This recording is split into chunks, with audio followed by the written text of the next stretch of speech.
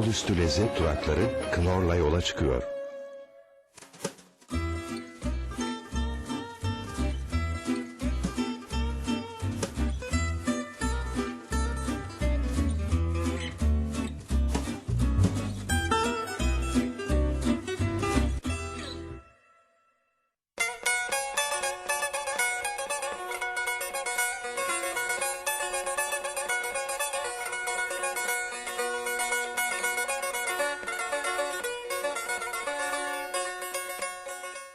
Merhaba sevgili izleyiciler.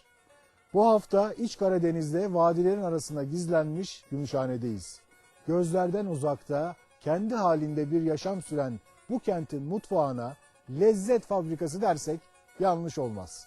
Bu mutfağın baş köşesinde un, yarma buğday, bulgur, mısır, kuru fasulye, ıspanak, beyaz lahana ve tuzla kurutulmuş et oturuyor. Bu basit malzemelerle Gümüşhaneli kadınlar mutfaklarında çok lezzetli yemekler yapıyorlar. Bu arada dut pestilini ve kömbeyi de unutmamak lazım. Tabii ki ardıç ve kuşburnu marmelatını da. Çünkü bunlar Gümüşhane evlerinin vazgeçilmezleri. Şimdi lezzet duraklarına çevrilmiş eski konaklara gidip bu yemeklerle tanışacağız. Yolculuğumuz Gümüşhane'nin tepelerinden başlıyor.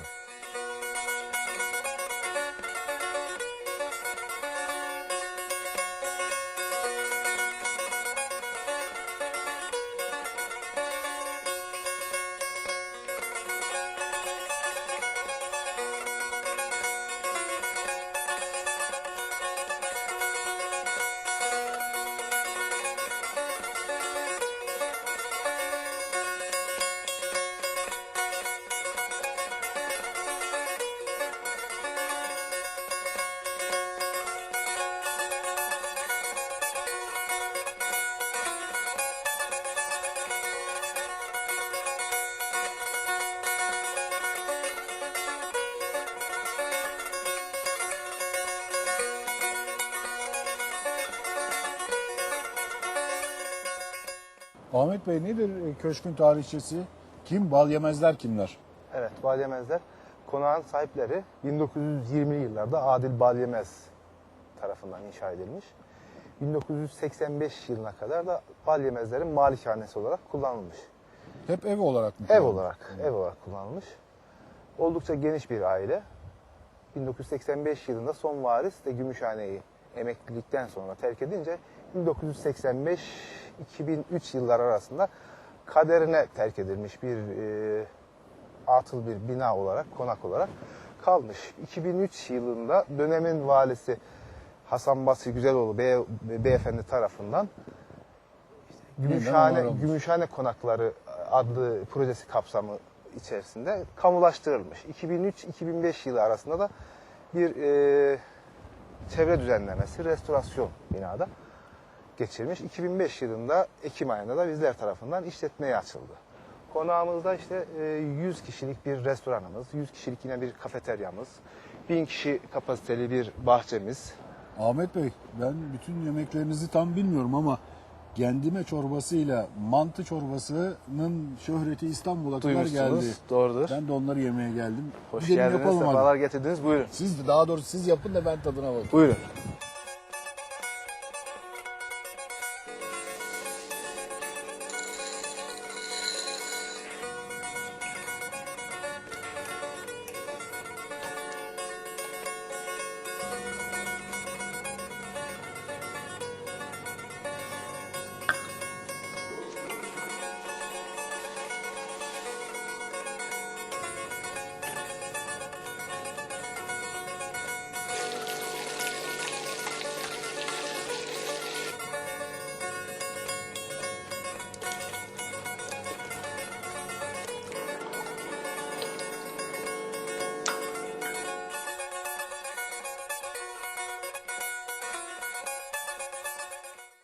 Gümüşhane'nin ünlü çorbası gendimenin malzemeleri şöyle.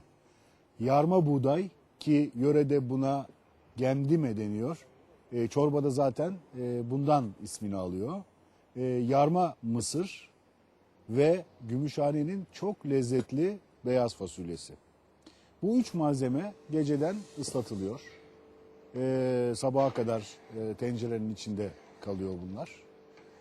İyice yumuşadıktan sonra bol suyla bir güzel pişiriliyor. Pişirilen bu üçlü malzeme bir kenara konup ılıması bekleniyor. Çünkü bunun içine katılacak olan süzme yoğurt eğer su çok sıcak olursa kesilebilir. Sonra bu süzme yoğurt çırpılarak ayran kıvamına getiriliyor. Ayran kıvamına gelen yoğurt yavaş yavaş bu ılıyan çorbanın içine dökülüyor. Tabii dökülürken de hiç durmadan karıştırılıyor. Karıştırılıyor ki kesilmesin tabii ki. Çorba böylelikle hazır hale geliyor. Sonra servis için tabaklara alınıyor. Tabaklara alındıktan sonra üstüne nane ve kırmızı biberle hem tad veriliyor hem de şekil veriliyor. Kendime yörede çok sevilen bir çorba. Kışın sıcak içiliyor. Yazın ise serin serin soğuk içiliyor.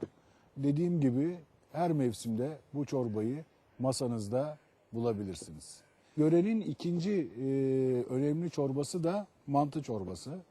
Mantı çorbası bildiğiniz mantı değil ama tadı mantıya benzediği için mantı çorbası deniyor.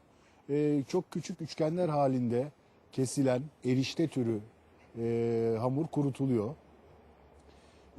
Bu hamur önce suda makarna gibi haşlanıyor. Yalnız bunun haşlama derecesi çok önemli.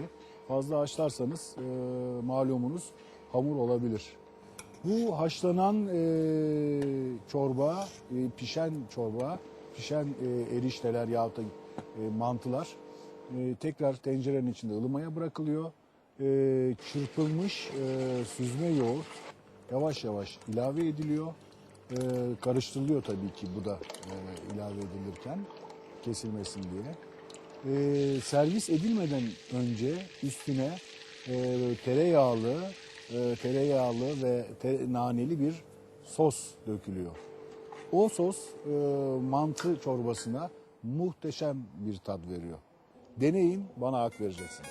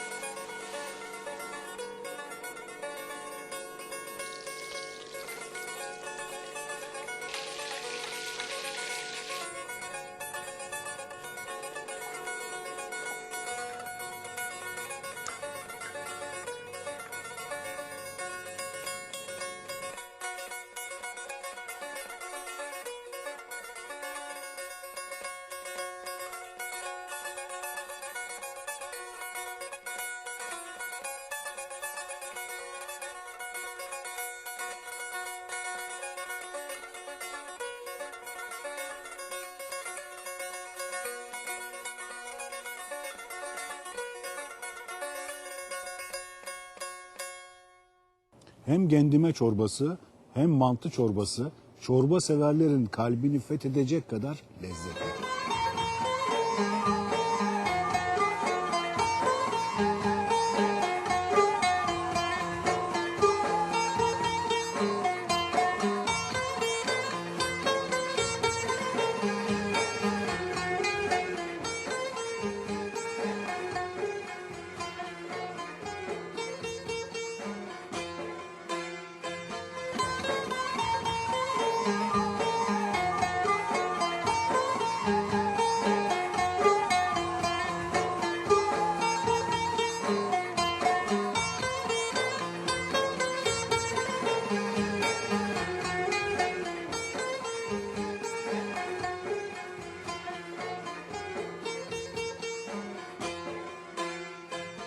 Gümüşhane'nin en önemli gıdalarından ikisi de pestil ve köme.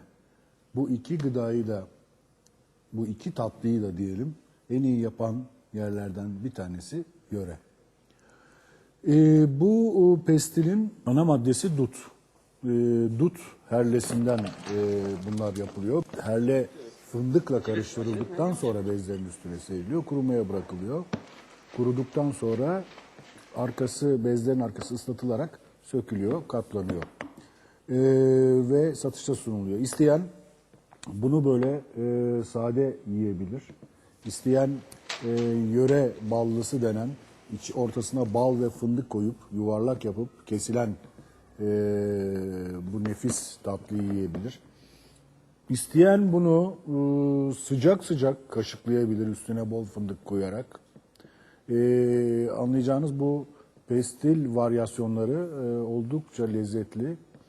Bir de köme var. Köme malumunuz ceviz ipe diziliyor ve yine bu dut herlesinin içine birkaç aşamada batırılarak bu lezzetli sucuk diyelim köme oluşuyor.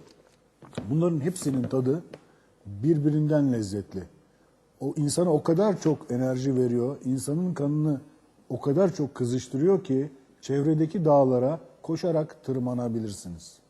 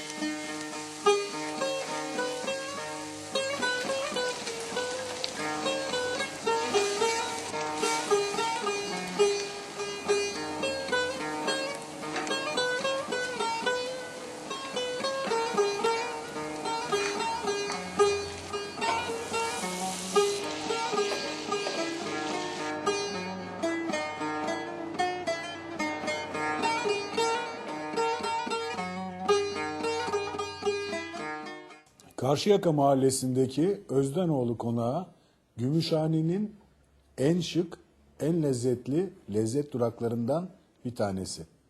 Özdenoğlu Konağı'nın mutfağında ağırlık yöre yemeklerinde. Yörenin her türlü özelliği taşıyan yemeklerini burada bulabilirsiniz. Ama iki yemek var ki ön plana çıkıyor. Bunlardan bir tanesi siron, diğeri ise gendime pilavı.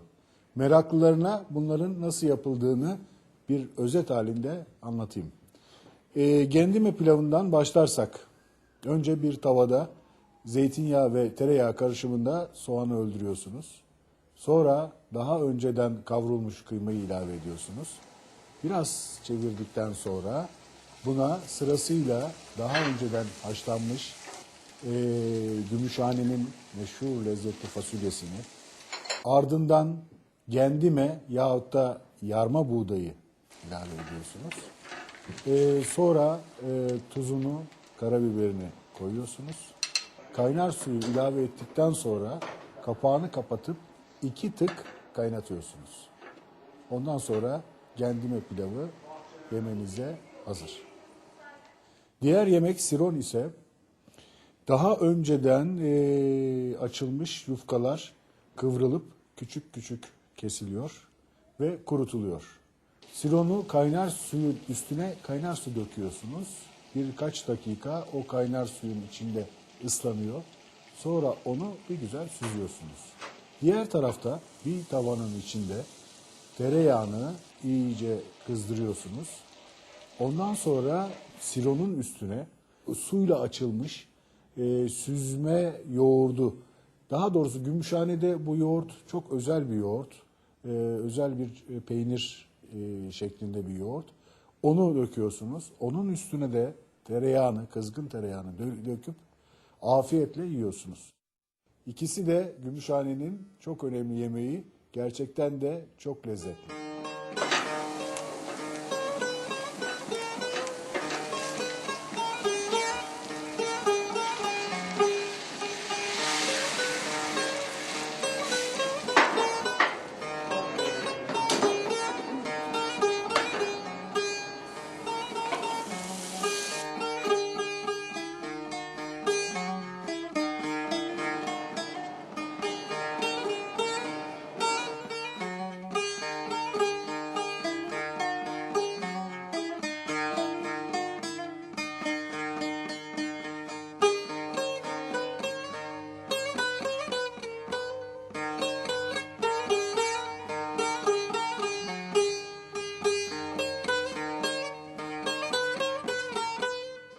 Hem gendime pilavı hem de siron basit malzemelerden de lezzetli yemek yapılabileceğinin en güzel kanıtı.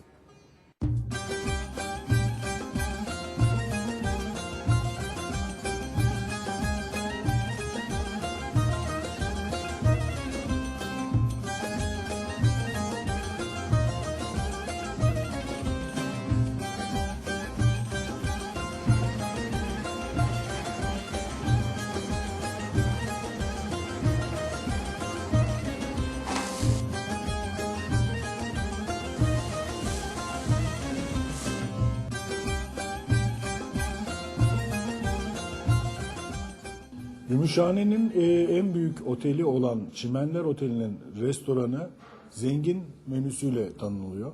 Sadece buraya otelde kalan müşteriler değil, Gümüşhaneler de yemek yemeye geliyorlar. Otelin mutfağında, restoranında yöre yemeklerini tatma olanağı var.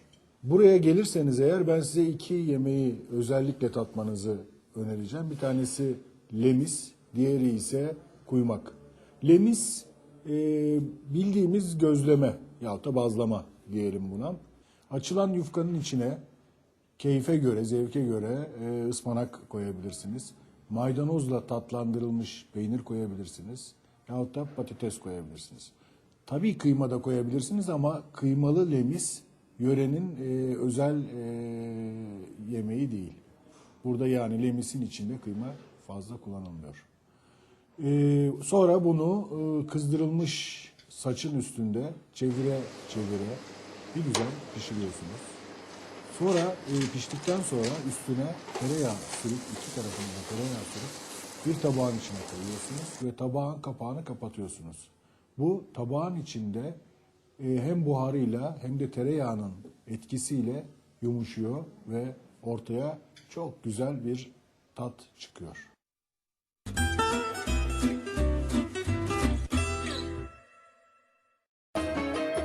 Yolüstü lezzet durakları Knorr'la yola devam edecek. Yolüstü lezzet durakları Knorr'la yola devam ediyor.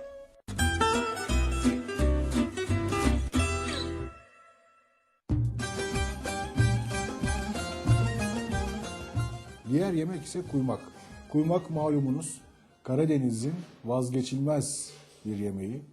Ama İç Karadeniz'de yani Gümüşhane'de biraz daha değişik yapılıyor. Meraklı olanlara bunu da anlatmak istiyorum.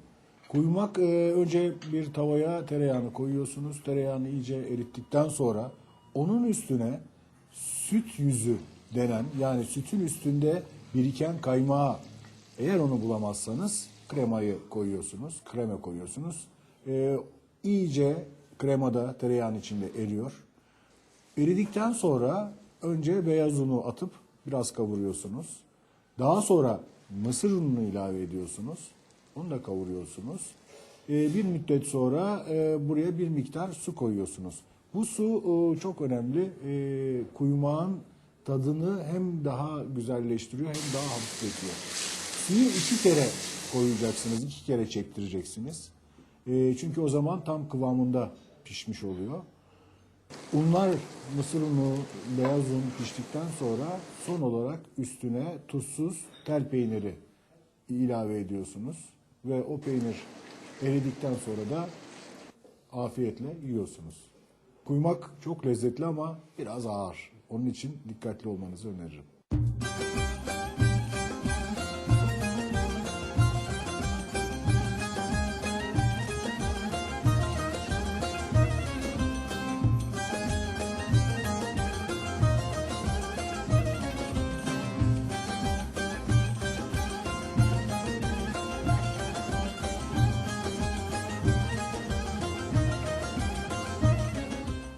Hem lemis hem de kuymak çok lezzetli. Ama bu lezzete kanıp da özellikle kuymağı fazla kaçırmamanızı öneririm.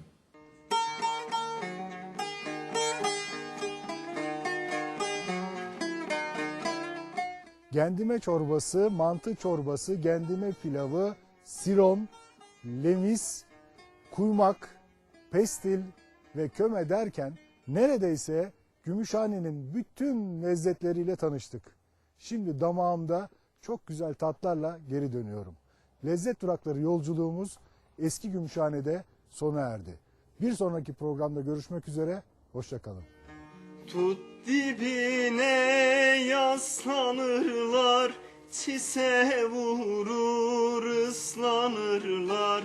Tut dibine yaslanırlar, çise vurur ıslanırlar. Elma ile beslenirler Gümüşhane güzelleri. Elma ile beslenirler Gümüşhane güzelleri.